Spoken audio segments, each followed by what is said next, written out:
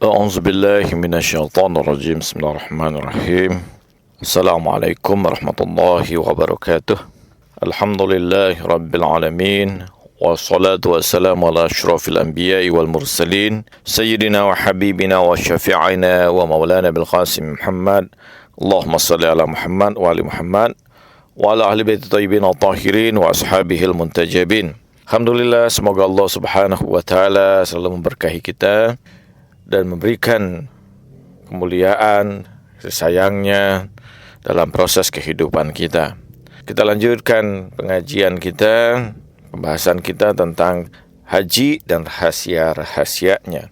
Kita akan mengawali pembahasan ini dengan membahas fadilatul hajj, keutamaan haji, dan tentu kita akan insyaAllah mengurai tentang haji ini dalam beberapa session, dalam beberapa pertemuan.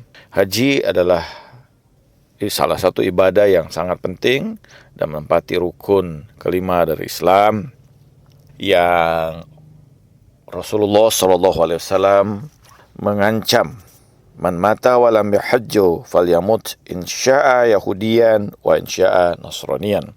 Dan orang yang mati sebelum menunaikan ibadah haji, keadaan bahwa dia mampu tentu saja, maka dia mati kalau dia menginginkan sebagai seorang Yahudi atau seorang Nasrani. Rasulullah tidak menggolongkan dia sebagai seorang Muslim. Tentu saja bagi mereka yang mampu. Dan ini adalah ibadah yang merupakan penyempurna atau ibadah sempurna dari ajaran Islam itu.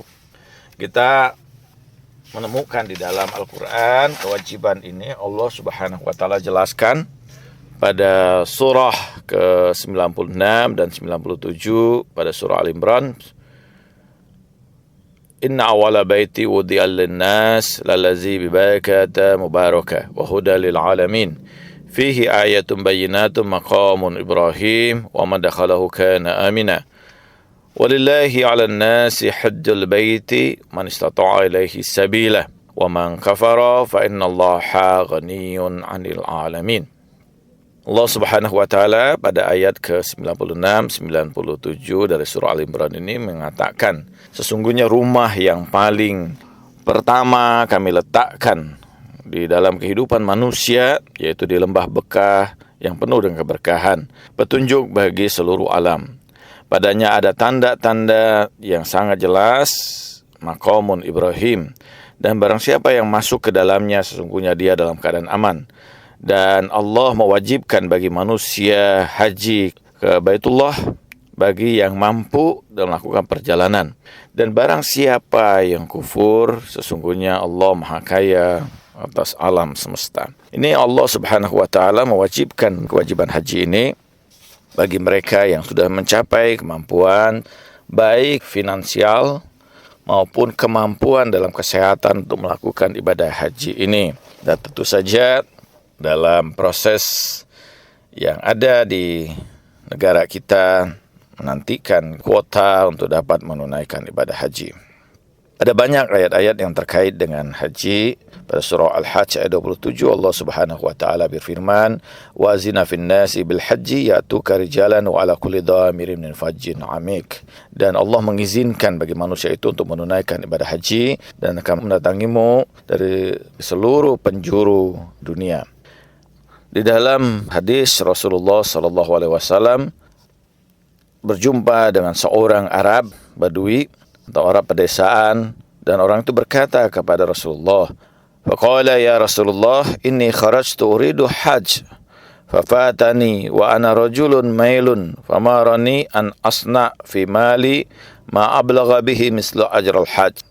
Dia berkata kepada Rasulullah SAW, ya Rasulullah, sesungguhnya aku keluar untuk menunaikan ibadah haji, tetapi aku kemudian berpaling, hendak melakukan sesuatu yang lain yang mungkin kira-kira sebagai pengganti dari haji yang tidak aku lakukan itu, yang pahalanya sama dengan haji. Qala faltafata ilaihi Rasulullah sallallahu alaihi wasallam faqala unzur ila Abi Qubays falau anna Aba Qubays laka dhahabata hamra anfaqtahu fi sabilillah ma balagta ma yablughul hajj. Rasulullah kemudian menunjuk kepada Bukit Qubais, Bukit Abi Qubais yang berada di belakang Masjidil Haram. Lihatlah Abi Qubais itu. Kalau dia itu menunjukkan Abi Qubais satu bukit yang berada di belakang Masjidil Haram. Kalau Abi Qubais itu seluruhnya adalah emas yang merah, dan engkau kemudian infakkan di jalan Allah, maka sebanyak bilangan emas dari Abil Qubais itu yang kau infakkan itu tidak sebanding nilainya dengan nilai orang yang menunaikan ibadah haji. Thumma qal, kemudian Rasulullah berkata, innal hajja iza akhaza fi jihazi lam yarfa' syai'an wa lam yadu illa katabalahu asyra hasanat wa maha anhu asyra sayyi'at wa rafa'a lahu asyra darajat. Fa iza rakaba ba'irah lam yarfa' khafan wa lam yada'u illa kataballahu misla zalik. Fa iza tafa bil baiti kharaja min zunubihi. Fa iza sa'a baina Safa wal Marwa kharaja min zunubihi. Fa iza waqafa bi Arafat kharaja min zunubihi. Fa iza ramal jimar kharaja min zunubihi. Rasulullah mengatakan bahwa sesungguhnya orang yang menunaikan ibadah haji itu, sekiranya dia tidak melakukan keburukan, maka Allah tuliskan baginya 10 kebaikan. Allah hapuskan 10 kejelekan. Allah angkat 10 derajat padanya. Ketika dia hendak menunggangi kendaraannya, maka Allah Subhanahu wa ta'ala menuliskan kebaikan sebanyak bilangan yang telah dia peroleh tersebut. Kalau dia tawaf mengelilingi Ka'bah, maka hilanglah dosa-dosanya. Kalau dia sa'i di antara Safa dan Marwah, runtuhlah dosa-dosa dan keburukannya. Kalau dia berdiam di Arafah, maka sirnalah dosa-dosanya. Kalau dia melempar jumrah, maka runtuhlah semua keburukan dan dosa-dosanya. Betapa luar biasanya apa yang digambarkan oleh Rasulullah SAW ini. Orang yang menunaikan ibadah haji itu pahalanya begitu luar biasa. Qala Rasulullah SAW, al-hajju wal umrah yanfiyal faqr kama yanfiyal qir khabath al-hadid. Rasulullah mengatakan bahwa haji dan umrah itu akan menghilangkan kefakiran, sebagaimana api yang membakar, meluluhkan besi itu. Qala Muawiyah, qultu hajjatu afdal aw atqur raqabah? Qala hajjah afdal. Qultu fasintain? Qala hajjatu afdal. Falam azal azid wa yaqulu hajjatu afdal hatta balagat 30 raqabah. Faqala hujjatul afdal. Ada seorang di antara sahabat bertanya pada Rasulullah SAW, mana yang lebih utama antara haji dengan membebaskan budak? Rasul mengatakan menunaikan ibadah haji. Bagaimana kalau 2 budak yang dibebaskan? Haji lebih utama. Dan terus bertambah bahwa haji lebih utama dibandingkan membebaskan budak sampai 30 budak sekalipun. Rasulullah tetap mengatakan haji afdal. Haji lebih utama. Dalam hadis lain Rasulullah SAW mengatakan bahwa al-hajju thalatha asnaf. Sinfu ya'taqi minan nar wa sinfu yakhruju min zunubihi kahati yaumi waladatu ummuhu wa sinfun yafazu fi ahlihi wa malihi wa huwa adna ma yarji' bihil had. Rasulullah mengatakan bahwa ada 3 bagian yang utama pada seorang yang menunaikan ibadah haji. Bagian pertama membebaskan dirinya dari api neraka. Bagian yang kedua meruntuhkan seluruh dosa-dosanya, sebagaimana dia terlahir dari hari dilahirkan dari ibunya. Dan bagian yang ketiga adalah Allah menjaga keluarganya, hartanya, dan apa yang ditinggalkannya. Dan itu adalah yang paling minimal yang Allah berikan pada seorang yang menunaikan ibadah haji. Hadis berikutnya dari Imam Ja'far as-Shadiq yang mengatakan, qala Shadiq alaihi salam, man anfaqa dirhaman fil hajj kana khairan lahu min 100,000 dirham yanfaquha fil haqq. Barang siapa yang menginfakkan hartanya 1 dirham saja dalam urusan haji atau dalam upaya untuk menunaikan ibadah haji, maka itu lebih baik dari ribuan dirham yang diinfakkan pada jalan kebaikan yang lain. Ini keutamaan yang luar biasa. Dalam satu hadis juga dinyatakan bahwa tentang orang yang menghajikan orang lain.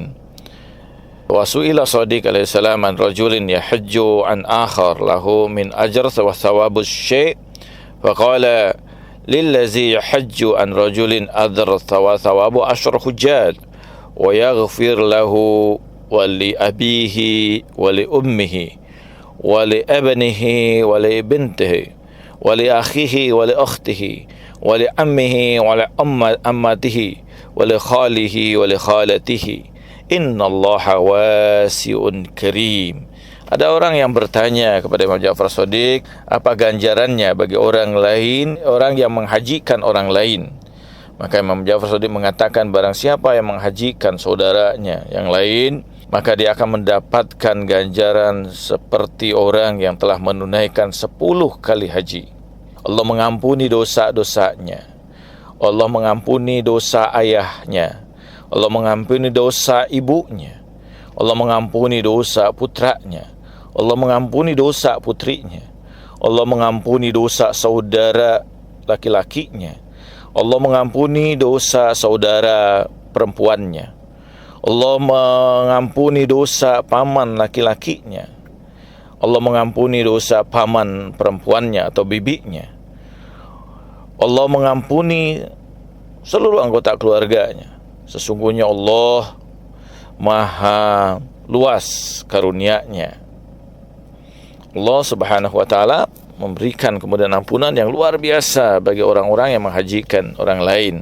Apakah orang lain itu orang tuanya ataukah saudaranya, maka dia akan mendapatkan pahala yang sangat luar biasa dari fadilah tentang haji ini.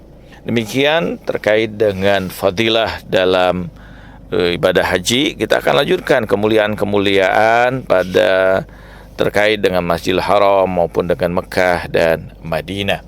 Ini tempat-tempat yang utama yang memiliki kemuliaan, dan insyaallah kita lanjutkan pada pertemuan kita berikutnya. Wassallallahu ala sayyidina Muhammadin wal tahirin walhamdulillahirabbil alamin. Wassalamualaikum warahmatullahi wabarakatuh.